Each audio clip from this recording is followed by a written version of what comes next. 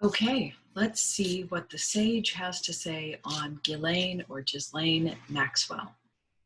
And I'm just noticing that you're reading half my shirt, if you're wondering, like you just can't stand it, you don't know what the shirt says. It says, "Not all who wander are lost."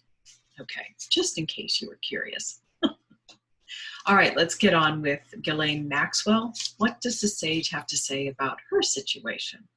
This is very interesting, and I got a very strong response. It felt very, very clear and strong. And I want to thank a viewer for asking a question about Miss Maxwell that led to this entire session. So thank you. You know who you are. And I hope I've answered your question. So the question from the viewer, if I understood the question correctly, was, is Ghislaine, I'm just going to call her Maxwell, Miss Maxwell, was she part of or related to the cabal? And I got a no. And then I asked, did she simply provide merchandise or women for players of the cabal? And I got a no. And I thought, ooh, okay, mate. I thought she did. And then I asked, she simply provided women to Jeffrey Epstein, who there went on to provide women to the cabal. And I got a yes, simple yes. And then there are some questions. I've heard some people say she hasn't really been taken into custody. This is all a ruse, a hoax, because no one has seen her booking picture. We're not seeing pictures of her. So people are even questioning whether she's really in custody. So I asked, is Miss Maxwell actually taken into custody? Yes, yes, yes. Is she ready to name names? Yes, yes, yes. Then I asked, I'm just so curious as to what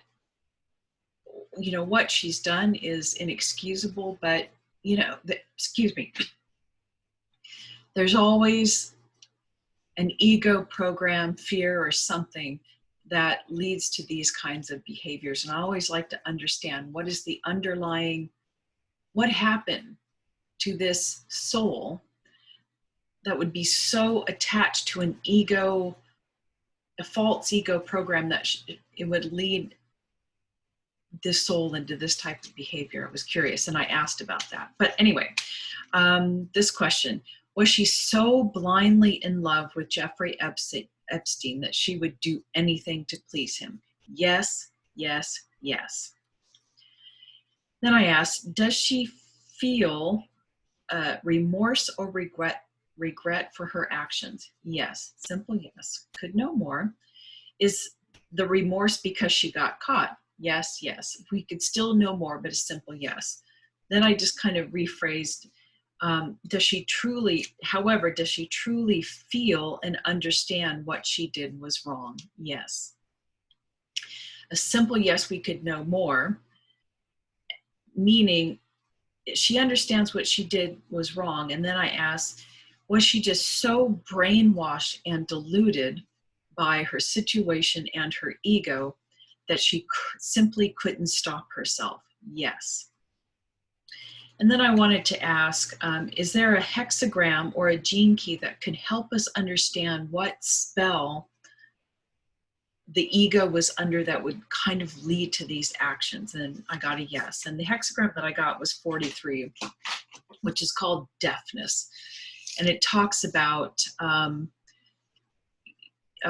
the hexagram talks about being under a spell by the ego that you simply cannot hear any of the caution of your true self.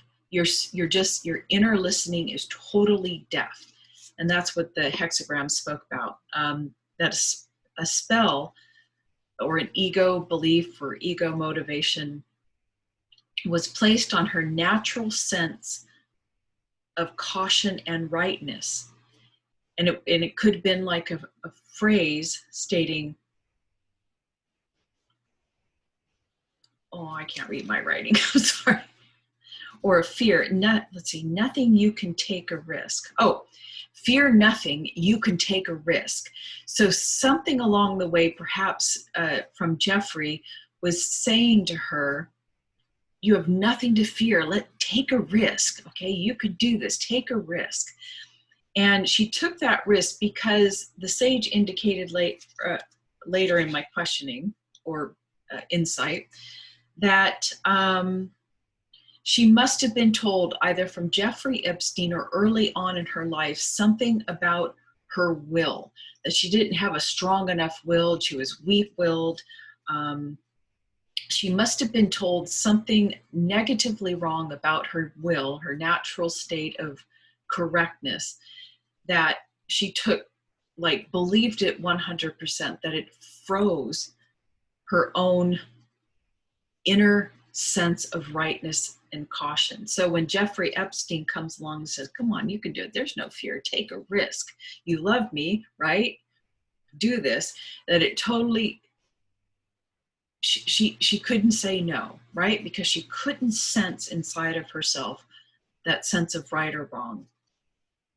The sage also mentioned in this hexagram that, which I found very interesting, they call it, it's a cry of alarm. And this hexagram 43, gene key 43, is about breakthroughs and new beginnings, something happening. And the sage indicated in this hexagram that this is a cosmic intervention coming in for her, that she's under a cry of alarm, that she has gone far enough in this ego behavior, and this is her opportunity for a new beginning. And I think that's why she is now ready to name names. Like the soul is beginning to stir. Cosmic intervention is taking place, and perhaps she can rectify some of her past behaviors by making amends, make amends by naming names. So I found it very interesting that the hexagram would come up with her being, this is a cosmic intervention, a cry for alarm. Her soul is like ringing loud. The bells are ringing that it's time to take responsibility. Oh yeah, and this gene key 43 talks about the deafness, that we're all so searching for happiness. She was searching for happiness through Jeffrey Epstein, and we find it in all the wrong places. We get led in all the wrong directions. And she was so under this spell with him and trying to find her happiness that she just simply was deaf to her own soul knowing. Yeah. And then I said, is there anything else that we could know? And the sage said no. So I think that's enough information. I hope that provides some understanding and clarity. We don't need to be